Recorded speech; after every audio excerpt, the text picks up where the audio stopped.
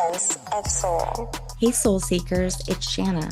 Journey with me to discover how people around the world awaken to their true sense of soul. Now go grab your coffee. Open your mind, heart, and soul. It's time to awaken.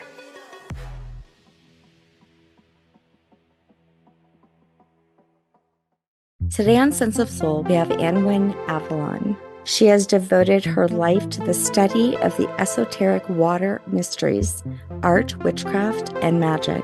She is a water priestess, a water witch, with over a decade of water priestess experience. She's the founder of Triskele, an Avalon witchcraft tradition, and the 9-month water magic course, which is the first of its kind, covering all types of water magic, witchcraft, and priestess practices. Annwyn is also an author, and she's joining us today to tell us about her new book, Celtic Goddess Grimoire, and to share with us some Avalon magic.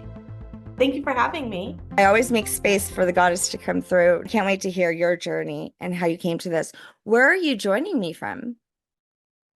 I am in Glastonbury in England. So I moved here in November of 2022. I'm sure that you've heard of the famous occultist Dion Fortune. I purchased her house and my husband and I are restoring it. The shed that I'm in right here is one of the sleeping sheds that she had built for the work with the Temple of Inner Light. And we almost lost it because it was like in such rotten condition, but we were able to restore it. And so, yeah, so that's where I'm at. Okay, so you're going beyond just, I'm going to learn about the goddesses and this energy. You're like, I'm going to live it. I mean, I didn't set out to do that. It was listening to where the water took me and listening to spirit. And honestly, I almost missed this by 5 minutes. I was on pilgrimage here in Glastonbury and things weren't going great with one of the ladies that I was traveling with. And so I had made the decision that I wouldn't go down to breakfast, that I was just not going to have breakfast. It would be fine. I was going to sleep in and I was just going to avoid having any interactions. And something happened, like spirit just like smacked me up on the side of my head. And the next thing you know, I'm tumbling down the stairs in my nightgown to get to breakfast. I walk into the breakfast room and one of the people that I was traveling with, who wasn't in the mean girl situation, was basically like, Annwyn, you have to meet this lady. And so I go and I would like start talking to her and she's like, I have to run, like I can't talk right now. And the lady happened to be the financial steward for the White Spring, which is one of the sacred springs here in Avalon. Like we quickly exchanged phone numbers because I wanted to interview her for my Water Priestess series. So how could I not? But if I had stayed in bed, I never would have met her. And meeting her started the ball rolling. And all summer we played phone tag. And finally, because of that mean girl situation, my husband was like, I'm taking you back to Glastonbury and you're going to have a good time. And so we did. We came back to Glastonbury and I contacted her and she was like, oh, I happen to be here. But I went to interview her about water. I got there. She started interviewing me about water. And 3 hours later, we had hatched a plan to purchase this property. The White Spring property is like long and thin like this, and then the Unfortunate's property is like this. And so obviously like we wanted to purchase it because it makes the project bigger. And then it was agreed that I would move here, I would live in it, oversee the renovations and work on the renovations and all of that kind of stuff. That's the short version of the story. There's a much longer one with the synchronicity after synchronicity, and it was just wild. When we renovated this place, or the shed here, we found underneath the floorboards 4 hagstones. What? And one of those hagstones still has, and I've done a really deep dive, We are 90% sure that this is hand spun nettle fiber, but it has the knot still on it, and it's probably 100 years old. We don't know that Dion Fortune herself tied this knot, but we are so sure that if it wasn't her, it was someone from the Temple of Inner Light. It certainly was from the work that they were doing here. Maybe it was Thomas, her longtime partner, or maybe someone else. We actually don't know because we literally just like found them under the floorboards. But like, how crazy is that? You know, Right. years ago, before any of this goddess stuff started, I had this dream where this man in this red robe came to me, and he came to me twice around that time. One time he told me I needed to take a sabbatical, which is hilarious. And I was like, what? And then the second thing he told me is I needed to find my druid stone. I did see that they're also called hagstones, but Oh, right. Okay. Right. I never heard them called druid stones. I know about hagstones. I know about holy stones and adder right. stones. I've chalked it up to thinking that it is the philosopher's stone for me too. But I did originally see, if you look up druid stone, that is what shows up, is a hagstone. And so I thought that was interesting. And I was going through a lot of ancestry during that time, and I have Marie Laveau in my tree, lineages that have her. And so I was very much connecting with the feminine power within myself, which is what I think would happen, which is probably what happened with you. You know, your DNA has this ancient power of the divine feminine, and mine just started lighting up. And so I think that's what happened. And all of a sudden, I just started attracting and seeing all the synchronicities and receiving wisdom from nature and the moon and whatever else. But much like your journey, I cannot tell you how much synchronicity. Well, I wrote a book, so maybe you'll read it one day that you'll see as well, just like how you ended up where you are.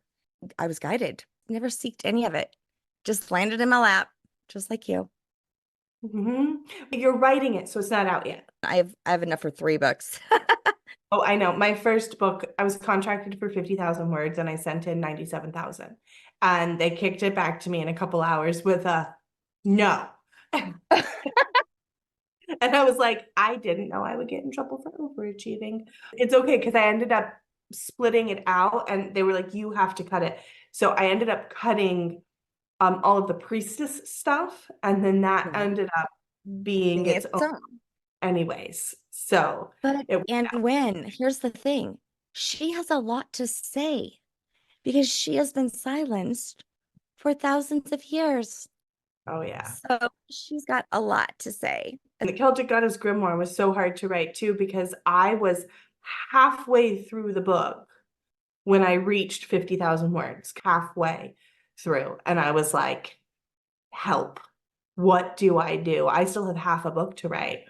And we made some more really hard decisions and we cut some more stuff. And we made big decisions around like some of the more popular goddesses like Brigid and the Morrigan, who have not just 1 or 2 books, but like 10 books on each of them. Right. Like we made decisions to like really just be like, here's a little bit on this goddess and give the other more obscure goddesses a lot more room. I appreciate your book very much. I was so happy to receive it. I'll tell you why. Because, first of all, I feel the energy rising in me just now saying this. I could feel the love. I could feel the love deeply that you have for this work. I felt it. So the way I am, very spiritual and trusting in that. However, I like history. I like to go back and where did this come from? And finding out that, my God, they knew all this long ago, right? This is just rebirthing, but this is not new. And that's why I love when people say new age. I'm like, new age, what? This should be called old age. But it's been hidden and buried and kept for only a small few, some secret societies. I grew up Catholic. This shit was not available. I grew up in like a cult. I was in one of the homeschool / evangelical born again Southern Baptist like homes. And I always knew there were goddesses. There's an old blog that can be found. You just Google like amen and so my dad like make this like big deal of praying, right? Because like he was the head of the household ordained by God to and it was always like this like, look at me pray. Because my dad was the only male in the family. He had a wife and 3 daughters. So he would always have this like big thing about praying, and then he would end with amen, you know, in Jesus's name, amen. And I thought that it was funny that there was a man at the table, a singular man at the table. And so he would then be like, no, no, no, amen. And I would be like, and a couple of women. Oh my God, I love it. Because that was physically what was there. And it went from like a cheeky little joke into something that I would do all the time. And then as I started transitioning out of that through my teens, and then I graduated high school at like 17. And by the time I had turned 8, it was like 30 days after I turned 18, I was gone. And I got into the world of secret societies. I joined a sorority. That's a whole story. I am not a sorority girl. They recruited me because I was the cute hippie. So I was in a sorority for a minute, tarot cards, like I was learning all these things and like going to the hippie shops and just like really having this like big explosion of like all the things that are out there. And then I would come back and like I'd have my dad like, you know, praying and this and that. So then it started to be like, and a couple of women, like a bunch of goddesses, like in my mind, right? I was always really drawn to the Celtic path. My mother is British, born and raised in England near Birmingham. And we would come over in the summers and spend a ton of time here. And my mom was really into like history and like this kind of stuff. And so we would go to Bath. And Bath is like this beautiful city that's about an hour from here. And it has this huge Roman temple complex. It is the Romans that built it, and they built it on a Celtic sacred site. And the goddess that the Celts worshipped at this thermal spring was Sulis, or Sulis Minerva. This is why she gets the first entry in that book. I was like, she's my girl. She's been with me forever. Like, because we had her actually towards the end. And I was like, look, I know it messes the order up, but she has got to be first. And Here's your then, introduction. right. This is her right here. This is her altar. There aren't any really known statues to Sulis. So this one is the one that looked closest to her. In the 1700s, they found her bronze head. They started to do excavations. It is one of the oldest sacred sites that has been continually visited since the ancient Celtic times. So the Celts worshipped her, then the Romans showed up. They built this huge temple complex. They honored her with lots of altars, all sorts of things. There were other deities that the Romans brought in as well, but like she was a big one. And then after the Romans left, it fell into disrepair, but then they built a beautiful cathedral over the top of it. This is where some of the original, like some of the first kings of England were crowned. Cathedral's there, and like all the Roman ruins were like literally like right under it. So Jane Austen and a lot of the other books from like the Regency and Victorian period, what did they do? They were always going to Bath to take the waters. Okay, right? that's right. So, yeah. Those waters that they were taking were literally the thermal spring waters from the original, because the waters have always flowed, right? That's why the Celts were like, whoa, this is really important. So they would go to drink those waters and take the waters, literally continuing to make pilgrimages of healing to this goddess, even though they didn't know her name at the time. It was still this place that we're going to. Yeah, because, well, I guess they found the bust in the 1700s. I'm not sure when they started finding the altars and the tablets with the inscription to her. I just have recently been studying Mithra and Inanna, and that was Roman. It's been buried and hidden, but they are all over too, and they're finding these altars all over. Oh yeah.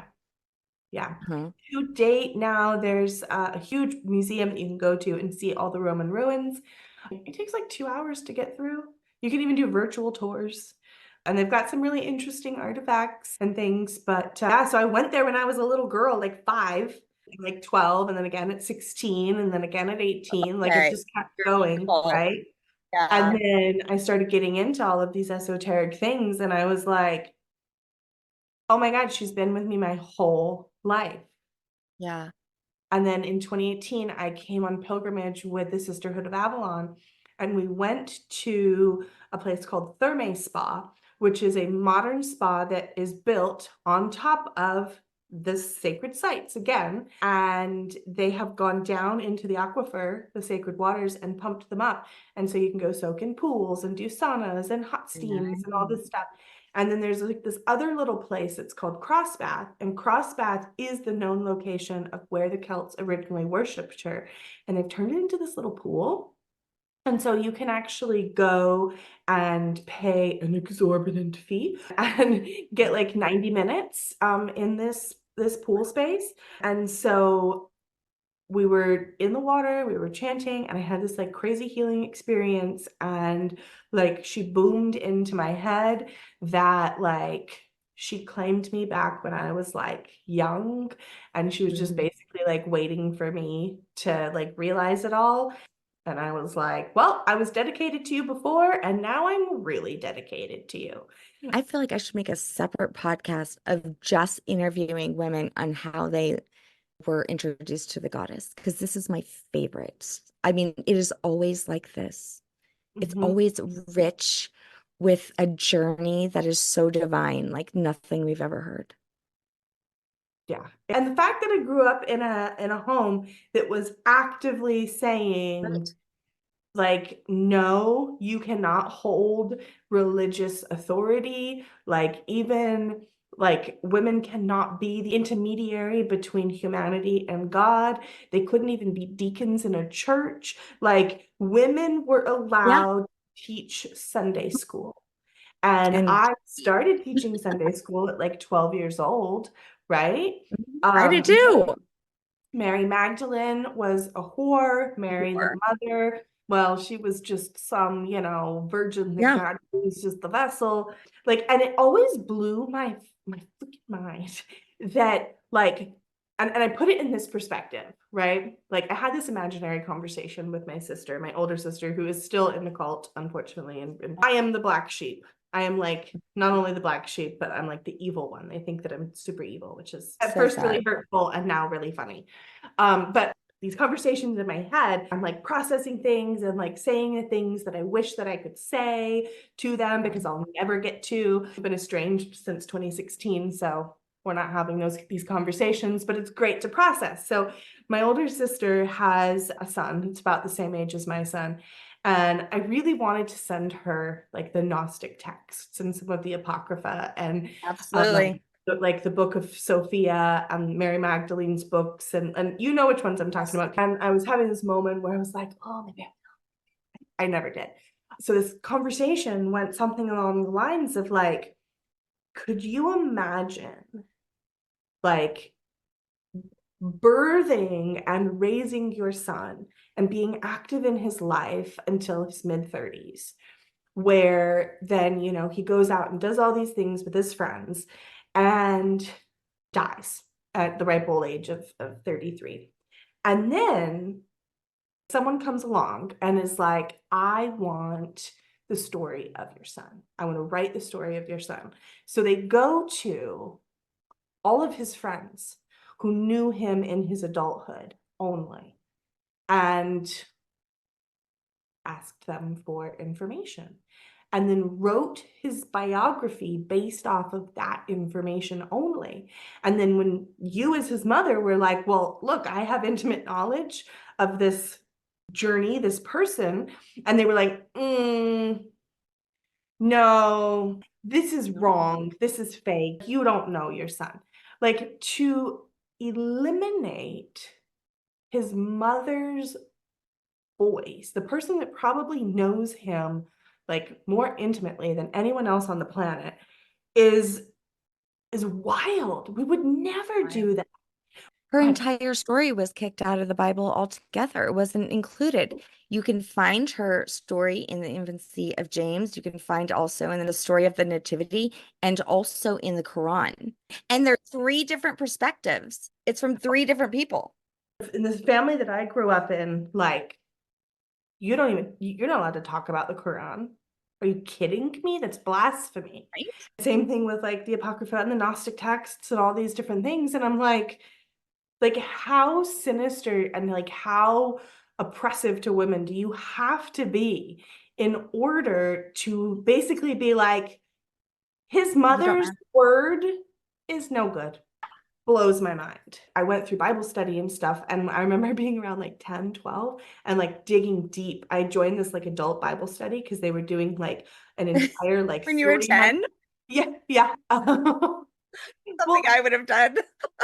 look, I was very sheltered. Like I didn't have much choice of things to do. But there was this adult Bible study, and they were doing like a 3 month deep dive on Daniel.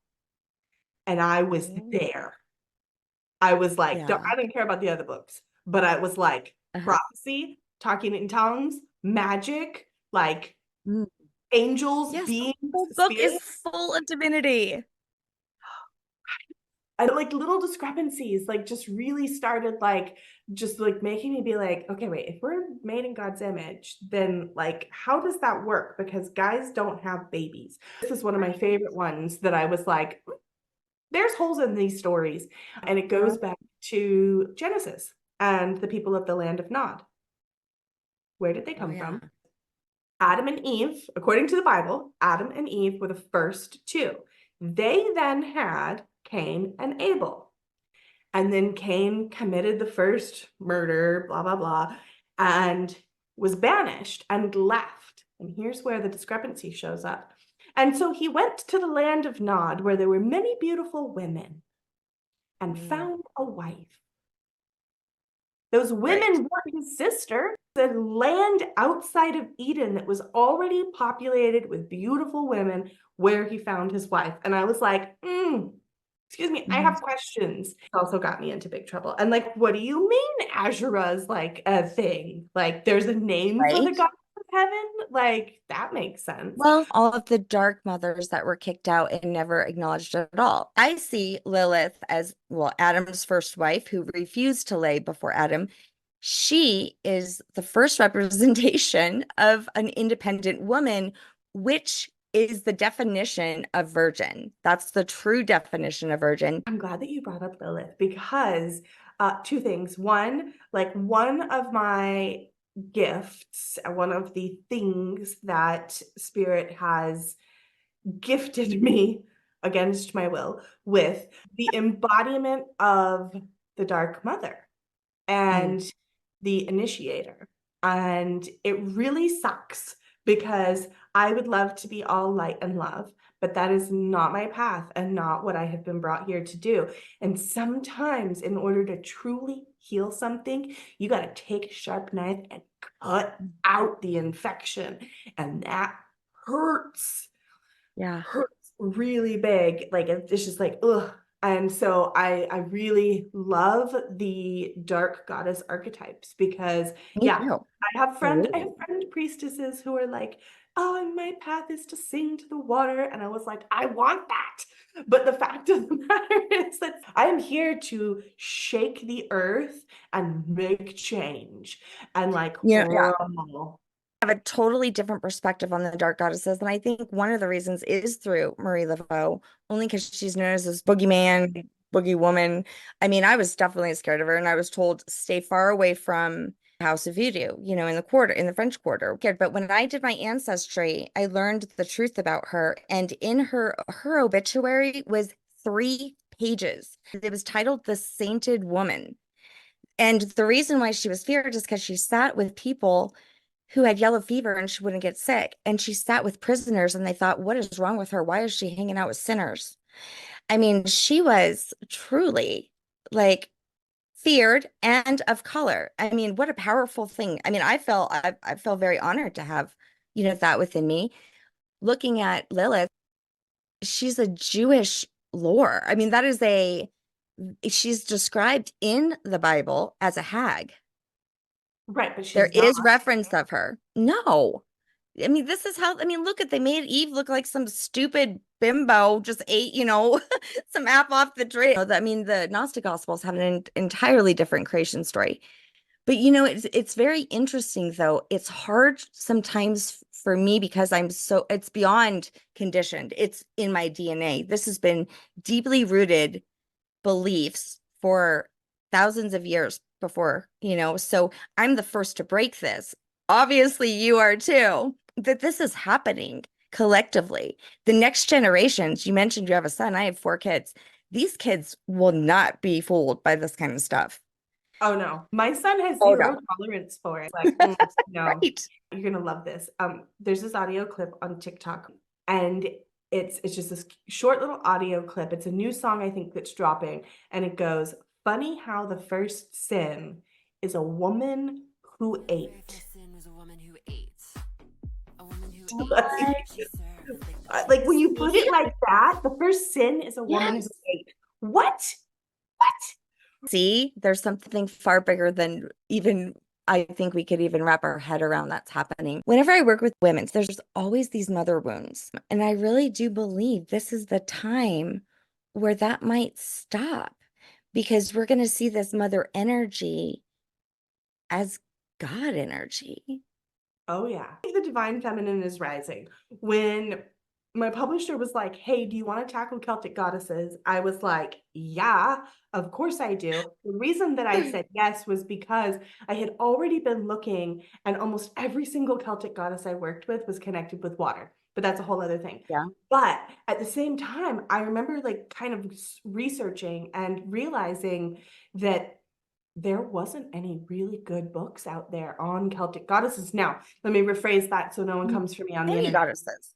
There are books that focus on specific goddesses, right? That are very good. But when like someone is new to the spiritual Yes. path and they want to connect with their Celtic ancestry or the Celtic path or these various Celtic goddesses, you go to Amazon and you put it in.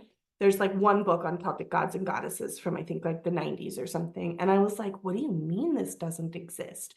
And then I really just wanted to fill it with all the goddesses I already worked with and loved dearly, but also for it to be like this little stepping stone for people to be able to immerse themselves in the goddess path. I also wanted to touch really quick on Melusine. I have been doing some interesting research around Melusine. So first off, I'm polytheistic, so I do believe that each individual spirit is their own individual spirit. But I can also understand the archetype of like seeing similar goddesses and being like, these goddesses are this like similar, right? And so I've been doing kind of a lot of research and kind of a deep dive into Melusine. And there are certainly a lot of similarities with Lilith, and she fits into the same archetype as Lilith and Medusa, and even things like the Nagas, this kind of like this idea that these are like demons, evil. We look at like Medusa's story and it's like the poor woman was sexually assaulted. Like, can we like look at her as a victim instead of this evil thing? Or Lilith in the same thing where she's very demonized. Melusine was the same way. In her story, her husband loses his temper after some things go bad and literally calls her a demon. Like, these women that have these magical abilities to shapeshift, men are very scared of it. I find that across the board, when you look at different cultures, or even when I was studying Sophia at the beginning and Brigid was coming through, and I started to put together, that bride, right? Brigid, bride, and Sophia being also known as the bride of Christ. And there were so many similarities, and all of the archetypes of like the goddesses are very similar, not just the fertility part. They also have like this hunter part, right? Which is what women are. We aren't just we're not here just to breed. We do have so much more, that's been left out. And you've found that the goddess is connected with water. This is why I love this journey so much. And actually I was even looking at you and me, and I look at you and you've got this blue and you've got the red hair, and I feel like you embody even looking like, the goddess is connecting to the water. Most of the stuff I've been working on, the goddess is connected to fire, Oh, into okay. the There's like flame. really interesting connection between the water and the fire. This is something that I've been like musing about a lot. One of my first students, and an amazing priestess that I've trained, I have Water Priestess Training, but she was one of the first ones that I trained to be a priestess, and she was trying so hard to be a water priestess. And then one day I was like, it's the fire. Like everything about her was fire, down to the point where she like lives in Arizona where it's very hot, and she's like the executive assistant to the fire chief of the fire department of the district. And I was like, how did we miss the fire? But what's so interesting is Brigid has a perpetual flame, is connected with sacred springs and with these fires. Sulis is another one. So first off, we know that there was a perpetual flame in Sulis's temple. Also, the water is like full of this like iron, and so it leaves this like bright red, like the color of like red hair bread, this like iron film on everything. But also her name, there's a little bit of discrepancy about where her name comes from, but one of them believes that her name means like eye of the sun. And so like the solar energies, which is fire. So here in Glastonbury, there are multiple sacred springs. The most popular one is the Chalice Well, which is comes from the Christian lineage. Yes, And I know that one. I know the Christian one. right. Okay. So literally a single lane road. Okay. A single lane. And not even American single lanes, like European single lanes. So take what you think of a single lane and cut that in half. That's a European single lane. We can fit like one car up the road at a time. I'm picturing Chevy Chase and a European vacation.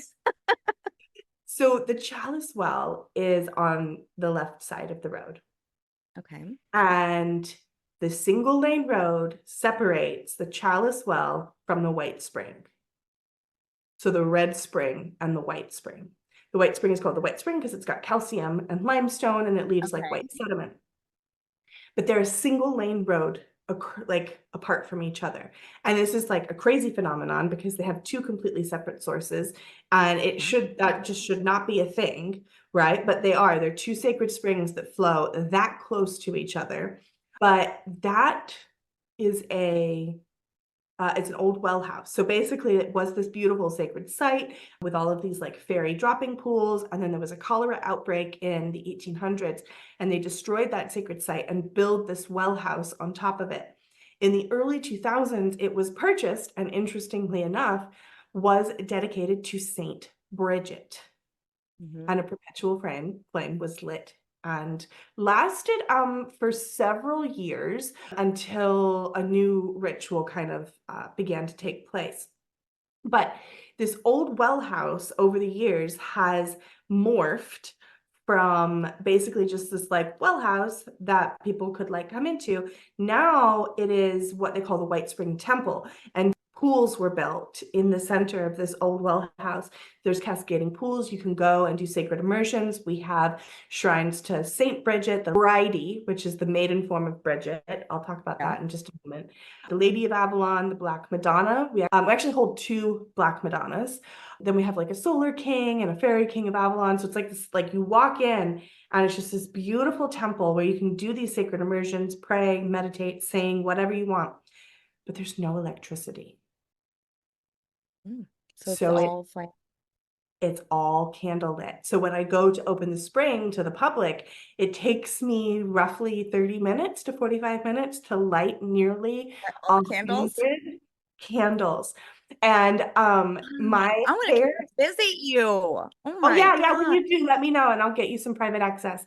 But my hair in my pictures was down to my knees when I started, right? I thought when I first started volunteering there that it would be like this beautiful thing, and I'd wear these beautiful dresses and my hair would be down. You had this whole vision. Yes. And it was just like la da da, like it's just gonna be beautiful, and like I get to live out my priestess fantasy dreams, like no. And the fire was like, watch me snatch your hair. And it did. I burned it 3 times now. First off, it's not a bad omen. Every keeper that has ever kept there has lit themselves on fire. It's like part of a rite of passage. But two, I actually think that the water spirits know me well enough to know that I would never cut my hair willingly. And they were like, you've got to get rid of the energy that's held in that last foot of your hair. Just did that. So I have virgin hair. Well, and I've never had this short of hair before, but I cut this because my hair is going gray and I'm embracing my crone. I love it. So I cut it all, I cut that, and I felt as well that I was cutting it, like it was almost like a ritual that I was really surrendering, you know, this energy as I moved into the other. Yep. It happened to me when I first got here, like the first 6 months of keeping. Since then, I've gotten really good. Now I keep it in a nice tight little bun on the top of my head. There we go. But Smart. it took that wasn't serving me. It took the energy that I was holding on to, and it was like, bloop, new life. Like you're gonna lose like a foot of your hair. And I never would have done it willingly. I was just thinking when you were talking about your hair, is there some sort of, because I do believe our DNA holds a lot of this stuff. Like my youngest daughter has always refused to cut her hair. Like if I ever suggested it, I mean, it was like she thought she was being punished in some way. But I feel like she came here with that. Is that something spiritually that I don't know? There's certainly something with the hair. Well, we know that it holds memory. Several years ago, many years ago, I did some deep dives on hair because I always had that same like kind of reaction as your daughter. It wasn't punishment, but it was like, I never cut my hair. I never wanted to cut my hair. People would always look at me and be like, oh my God, your hair's so long. You should cut it off and donate it to people that like, don't have hair. And I would look at them and be like, oh, like you should cut your arm off and donate it to people that don't have arms. Yeah, Because to me, there wasn't a difference between my hair and my arm, and cutting off one or the other. I mean, obviously, if you cut off your arm, like that is way worse than your hair. But like in my mind, it wasn't. It was like a big no-no. When I went to university for the first time when I was about 18, 19, a girl that I was working with was like, oh my God, let me cut your hair. Let me cut your hair. It needs to be cut. And I was like, okay, but like only a couple of inches. Like I don't want to lose it all. And yeah, she cut like 2 feet off. And she took it from below my bum to my bra strap. And I didn't know that that's what happened until I stood up, and I was devastated. You couldn't get me out of bed for a week. Like I felt like I was so rocked. So I went on a deep dive several years later trying to figure out like what is this like weirdness with my hair.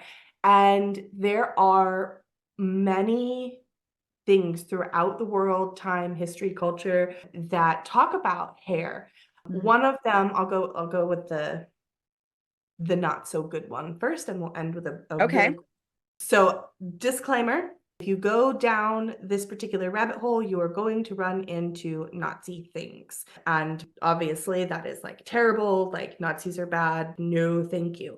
However, the Nazis were also known to be digging into a lot of these esoteric topics. We know that they were digging up things in India and trying to build vimanas, and we're doing all sorts of like weird, shady shit. And one of the things that I came upon was something called the Vril Society. I came across it, of course, because I was looking for people with really long hair and like learning about it. And they had this belief that their hair was an antenna to like an alien race. And one of Hitler's up there guys was actively going to these women, these two sisters, these two women that had hair like longer than, like it was way longer than they were tall. Like it was like you see pictures of them and it's like on the floor type of thing, or like Wow. down to their Yeah. heel. It's like so long. And they believed that their hair was literally what connected them to this alien race, and they were like channeling this information Awesome. for the Nazi. Yeah. I would like to say that it was under duress or against their will, but I'm not 100% sure that that's true. Yeah. But that was kind of the first thing that I had found, and then I was like, ooh, that's terrible. I don't want to be associated with that. So I kept diving deeper and deeper, and I started coming across interesting things from Vietnam. And this is when I really started to be like, okay, well, there's something here. So these stories were, and you can actually, I'm sure you can Google it and find some of this information. But basically, the US government was doing studies on trackers and tracking. They knew that the First Nations tribes were expert trackers, or that there would be people in their communities that were expert trackers. It had been that way forever, right? Like it was just kind of this thing that, like, yes, we know that they're amazing trackers. Right. And so they would go and they would recruit them into the military because of their tracking abilities. And they put them through boot camp where they shaved their heads. And all of a sudden, they were not getting the results that they used to get. You know, it's been so long, so I don't want to say something that might be misinformation. But from my understanding, long story short, eventually they allowed them to keep their hair, and they were still recruiting them so that they could then actually do all of this like jungle tracking and all of this kind of stuff. And then they started doing studies because they were like, okay, like we knew that they were good trackers. We recruited them, we shaved their head, they couldn't track anymore. So we went back, we recruited more, we let them keep their hair, and they can now track. So there is something. Thank you so much for sharing that story with me. Now it kind of makes sense. So Kinsley has always seen everything before me. Like she saw Brigid before me. She saw Saint Germain right before me. And I definitely think there's a connection to the stars, because when I read the Bible with new eyes, the first thing that I thought was, holy crap, angels are aliens. It's right there. If you read the descriptions, yes. If you take the description of an angel out and you just like insert it into modern UFO, like yeah, they weren't Campbell's soup kids like we thought. Like, the descriptions are just like, oh yeah, they are. I have a theory. When they say there's 4 faces of, a seraphim or whatever, I think it is, there's a lion, there's an ox, a human, and an eagle. I almost think that if I told you I am a French, Italian, Czechoslovakian, right? I've got African. How do we know that these aren't this? And I associate Lyran, right? Lyrans and lions. And how do we know that these aren't just what they associated with also, they associated their animals with the stars, in the constellations. This is all they knew. We have different terminology. How do we know that the 3 faces aren't just their lineages they come from? Oh, that's an interesting theory. My weird angel alien theory is people have recently been drawing the biblical angels. Like they're drawing angels from the description, like the biblical description. The ones specifically that are like the rings within the rings. Yeah. I look at that and I'm like, y'all, is that a UFO, and are those eyes lights? I know. When you take those descriptions out of biblical context and you put it into modern like abductee and UFO framework, it's like, what happens when we like read about abductions? Like big bright lights, kind of paralyzed, maybe like carried a fire. And the first thing they say is, we come in peace, right? I know. And it's like, that's the same thing as do not be afraid. Same thing. I mean, if you really just looked at the simple definition of what they are, they're off-planet, interdimensional beings. Like you said, where were the people from Nod? Right. And look at the names. Like there's Abenaki and Anunnaki and Anasazi, and this is a global collective thing. And then they were worshiping water, they were worshiping fire, they all worshiped goddesses. That was the other thing. Any religion that professes belief in life, of course, have some connection with the divine feminine, because it is the feminine that brings forth life. Plain and simple. The fact of the matter is, science doesn't lie. Biology doesn't lie. It's the woman that has the child that creates life. And the fact that they worked so hard to erase this from history also gives you a clue on how powerful they know that we are. Your entire book also makes notice of all of this, which I love. So that's why I loved your book so much. And that's why I know me and you could be friends forever because you're like me. I stopped living by what people told me to believe and I started to do the research for myself. We could say whatever we want, right? And he'd be like, this is the truth. This is the truth. Like right now I'm wearing blue, right? But I could be like, I am wearing red. This right here, I'm pointing at my scarf for those on the podcast. Like this right here is red. This is red. This is red. This is red. Right? And we can say these things all we want. But then like when there's actions, right? And actions are things that we do, which then are things that we have done. And the things that we have done, these actions that we have taken, they are like facts in our history, in timeline. They're points where it's like this thing occurred, it took place. Like you could say that this is red all day long, but the fact of the matter is, like, the actions are what really took place. So when we look at the Bible and we look at like the Old Testament, and he's like, oh, I'm the creator God. Oh, I'm the creator God. Oh, I'm the creator God. And then we look at his actions, and they're clearly actions of violence and destruction, slaughter, this like demiurge, basically. All you have to do is read the Bible. I mean, if you align with someone that commits genocide on people, on children, on babies, and for myself, I believe that you look at something like the ancient text that hasn't been touched by kings, hasn't been touched by hierarchy, patriarchy, all of the different popes throughout generations and generations. In Mithra, I mean, there is a whole ancient statue that's in the bottom of the Vatican. Mithra is often known as the son of God. He had 12 disciples. He was baptized. He was born from a virgin. He was worshipped by the Romans and likely by Constantine. It's not that I'm denying that Jesus didn't have a great purpose. He was a great master on this earth and taught many great things, as did Buddha and many others even today. You find a common thread through all three of my books, Water Witchcraft, Water Priestess, and Celtic Goddess Grimoire, but mostly Water Witchcraft and Goddess Grimoire, that the goddess sites, the places where the divine feminine was worshipped, is where there was usually water, usually a holy well or lake or a river or something like that, and the churches were built on top. This is why so many of the holy wells and sacred springs in Europe are connected to churches. It's because the churches were built on the old pagan sites that were connected to worshiping a goddess. And so many times they were just renamed. And they were like renamed for the new religion. A great example is Sulis, right? So Sulis, this was the Celtic name, but then when the Romans got there, they called her Minerva.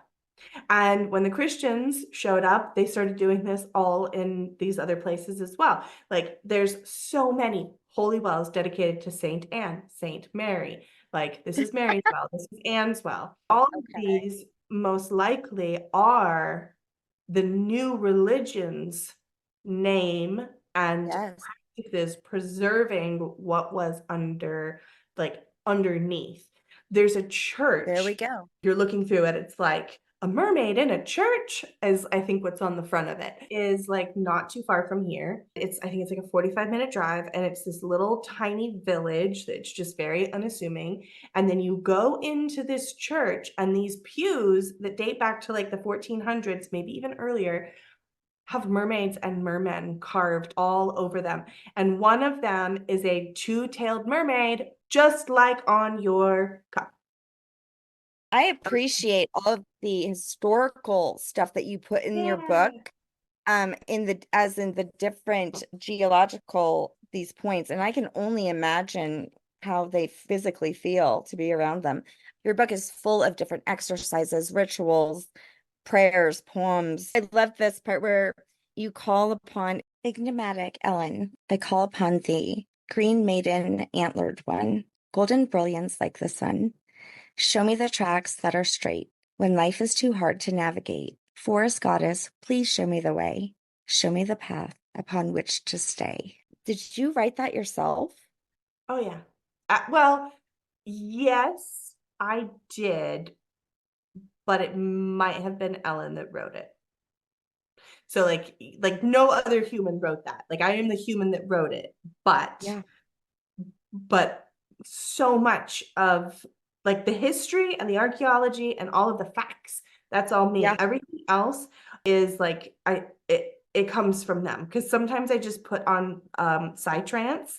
Here's a secret to how I write my books. I put psytrance music on really loud and I create like a nest, and then I just like let the goddesses, like I invoke them and I'm like, right, and then that's what comes through. Oh my God. Well, this very similar happened to me throughout my journey. And sometimes I'm like, that's not how I talk. I don't end Right. every sentence with so mote it be. Like, I don't. But in this poem I did. Or, there's certain flavors, right, that show up in writing. This one, though, for whatever reason, like really captured me. And it was like something I was like, I want to like take a picture of it and like blow it up. And your book is very tangible. It's a great read. And I think that, like you said, if you're just moving into discovering all this stuff, this is great. And it also has stuff too for folks that have already discovered and that want to dive deep. And Yeah. I also wrote it in a way that, like, if you're really inspired by the exercise I gave you for Nematona, you could totally do that for Ellen. Like, like it doesn't, like, you can mix and Yes. match. Yeah. Yeah. I mean, that's what I love about the divine feminine is they're all one, it's all one. Yeah. Thank you so much. It's been such a pleasure getting to know you and meeting you. I feel like I could talk to you for hours upon hours and share stories. Oh, well, thank you so much for having me and for letting me, chat about some of the weird thoughts that I have. Oh, I love Because it. usually I don't get to talk about like angels maybe being aliens. And while I'm not one of those people out there talking about it, it certainly crossed my mind. So yeah, I have a lot to take away from this as well. A couple of deep dives that I'd like to do, especially on Mithras. So Yeah. thank you for Yes. that. Tell everybody where they can find your book, where they can find all of your books, and you mentioned your Instagram. Yes. Okay. So the place that I am most active is on Instagram, and that is at Annwyn Avalon. So Annwyn Avalon. Be careful and look for the account that has like 65,000 followers or something ridiculous like that. It's been around since 2013. I think right now I've probably got like 10 scammers. Like Ah, for the past 2 years, I've had like a real big problem with people copying my profile and scamming people and being like, oh, Grand Rising, darling, let me right. read your Here's some palm for cards. $60. Yeah. Send it to me. Anyways, that's the place that I'm most active. You can also find my Water Priestess things, where I actually highlight and focus on a lot of other watery women in the world at Water Priestess Arts. Make sure you get the arts on the end of there. That's on Instagram. You can also find me on Facebook, although I don't use it as much. You can also find me, I've got some old YouTube videos up on my YouTube channel that kind of walk you through water spirits and like intros to water priestessing and different things like that. You can find me at annwynavalon.com, which is my entire portfolio from sacred dance and art to water witchcraft, water priestessing. Absolutely everything is on there. And then my main two hubs that I use as far as my website are waterwitchcraft.com, which is where you can find all of water witchcraft information, and then also waterpriestess.com. But waterpriestess.com does have Water Priestess Training with me. But when you go to the homepage, after you've entered and you click home, it's going to bring you to water priestess interviews, a directory for other water priestesses. While it is my website, it's focused very much on the water priestess community and other watery women. Oh my God, that's amazing. I love it. I love it. Yeah, thank you so much, Annwyn. It's been a pleasure to meet you. Oh, it's so Yeah. lovely to meet you too. Yeah. And keep in touch. If you have any weird stories, I want to know. Sounds great. Oh, Okay. thank you so much. Sense of soul.